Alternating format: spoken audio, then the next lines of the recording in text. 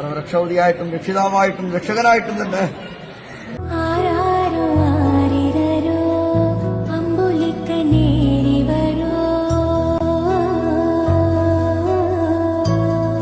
അങ്ങനെ അശ്വന്തും നമ്മെ വിട്ടുപോയി. എന്തുപറ്റി നമ്മുടെ യുവതയ്ക്ക്? അറിവും വിദ്യാഭ്യാസവും സൗഹൃദ ബന്ധങ്ങളും എല്ലാമുണ്ട്. എന്നിട്ടും ജീവിതത്തെ മുറുകെ പിടിക്കാൻ കഴിയാതെ നമ്മുടെ യുവത്വം മരണത്തെ ചേർത്തു പിടിക്കുന്നത് എന്തുകൊണ്ട്? പറഞ്ഞു വരുന്നത് അശ്വന്തിനെക്കുറിച്ചു തന്നെയാണ്. കോൾത്തുരുത്തിയിലെ തെയ്യം കലാകാരനാണ്. അല്ല, കനലാടിയാണ്. അതുമല്ല, തെയ്യത്തിന്റെ പൂർണ്ണ രൂപമാണ് അകാലത്തിൽ നമ്മെ നിന്നും വിട്ടകന്നത്. 20 വർഷത്തിനുള്ളിൽ കെട്ടിയാടിയ തെയ്യങ്ങൾ എത്ര! ഒന്നു തൊട്ടും തലോടിയും ഉരിയാടിയും എത്ര പേരെ നീ ജീവിതത്തിലേക്ക് നയിച്ചു. എന്നിട്ടും എന്തിനായിരുന്നു അനുജ ഈ ജീവത്യാഗം?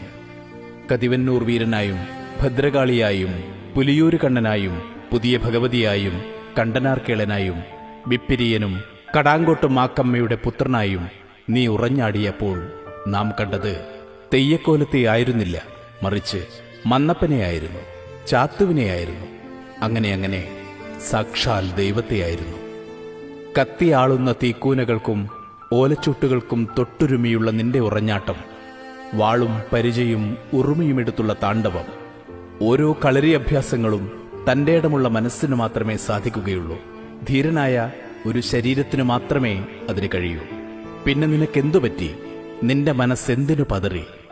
നിന്റെ മനസ്സിൽ നീറിപ്പുകയുന്ന നൊമ്പരം കൂടപ്പിറപ്പിനോട് പറയാമായിരുന്നു നിനക്ക്. അല്ലെങ്കിൽ ചാത്തുവായി നീ ഉറഞ്ഞാടിയ മാക്കപ്പോതിയുടെ തിരുനടയിൽ പോയി ആരും കേൾക്കാതെ കണ്ണീരുതിർത്ത് ആ അമ്മയോട് പറയാമായിരുന്നില്ലേ? ഇനി എത്ര തുലാപ്പത്ത് പിറന്നാലും തെയ്യപ്പറമ്പുകൾ ഉറഞ്ഞാടിയാലും നിന്റെ മെയ്വഴക്കമുള്ള മറ്റൊരു കനലാടിയെ കാണുവാൻ കഴിയില്ല. അറിയാതെ മനസ്സ് മന്ത്രിക്കുന്നു, കോൾത്തുരുത്തിയപ്പനായി നീയും തെയ്യക്കോലമായി മാറണേയെന്ന്. നീറുന്ന നൊമ്പരവും ഒറ്റപ്പെടലും തിരിച്ചറിയാതെ ചതിയുടെ കാണാക്കയങ്ങളിലേക്ക് വലിച്ചെറിഞ്ഞ നിന്റെ ഉടലും ഉറഞ്ഞാടുന്ന കോലമായി മാറണേയെന്ന് ആശിച്ചു പോകുന്നു. നിന്റെ ചുണ്ടിൽ നിന്നും മുതിർന്ന ഉരിയാട്ടവും വിരലുകളിൽ നിന്നും കിട്ടിയ മഞ്ഞൾ പ്രസാദവും ചെക്കിപ്പൂവിതളും നിന്നെ അറിഞ്ഞവരുടെ മനസ്സിൽ നിന്ന് ഒരിക്കലും മാഞ്ഞു പോകില്ല. വേദനകളില്ലാത്ത മനുഷ്യരില്ല. ഓരോ വേദനയും മറ്റുള്ളവരുമായി പങ്കുവെക്കാതെ മനസ്സിൽ കുത്തി നിറയ്ക്കുമ്പോഴാണ് അറിയാതെ ലഹരിയുടെ മരണത്തിന്റെ കറുത്ത കൈകളിൽ അകപ്പെട്ടു പോകുന്നത്. ജീവിതത്തിൽ വിജയമുണ്ടാവും, പരാജയവും. പക്ഷേ ജീവിതം ഒന്നേയുള്ളൂ.